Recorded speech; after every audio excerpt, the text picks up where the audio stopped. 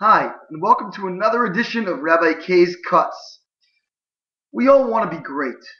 The question is, how does a person become great? This week's Torah portion gives us an insight. The portion deals with the famous story of Eliezer, the servant of Abraham, going to find a wife for Yitzchak, for Isaac. And he puts the prospective match through a series of tests by which he has to perform a certain amount of kindness. And of course, those familiar know that Rivka emerged and in fact came out and gave not only Eliezer, the servant, water to drink, but also water to his camels to drink, displaying a great amount of sensitivity, a great amount of care and concern for all of God's creatures. Eliezer goes back with Rivka to her home, and she gains permission to leave from her father, Bethuel, and from her brother, Lavan. And they bless her on her way out. And they tell her, you should become great. You should give birth to myriads of people, to thousands of people. You should be a person of greatness, a person who is leading an entire family and an entire clan. And what's interesting is that they're focused on this blessing of greatness. There was a great rabbi named Rabbi Binyamin Levin. He once said the following quote: "The big things in life show ability, but the small things in life show quality." What makes a person great according to the Torah?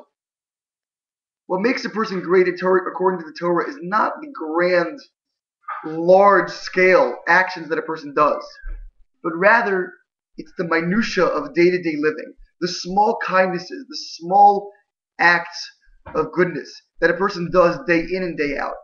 What made Rivka great, what brought Rivka to the state of being the matriarch of this great clan, was nothing overtly remarkable that she did, but rather it was the giving of this drink, the simple kindness of drawing from the well to give to Eliezer's camels and to Eliezer to drink. Such a small, humble kindness, but done with such sincerity, with such beauty and grace. That is what ultimately marked Rivka for greatness.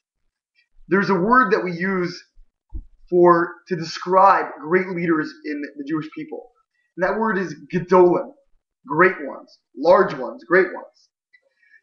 And I once heard explained that a gadol, a great one, is called a gadol. He uses the word gadol, great, large, because to a gadol, everything is gadol. Everything is great. Even something which is inherently, seemingly katan, small, he treats as great. Every person who comes before him just to share his problems, every act that he does, even if it's not public, if it's not going to bring him honor and accord and fame, every small detail of life is invested and infused with the prominence of something great. And if a person does that minute after minute, day after day, year after year, where every single action that they encounter, every person that they encounter is treated as if it's a person or an action of greatness, then the cumulative impact of those small details will in fact make a person great. Let's all strive to be great every moment, so that when we look back at the end of our lives, we will be able to truly feel pride at a life of greatness. Shabbat Shalom.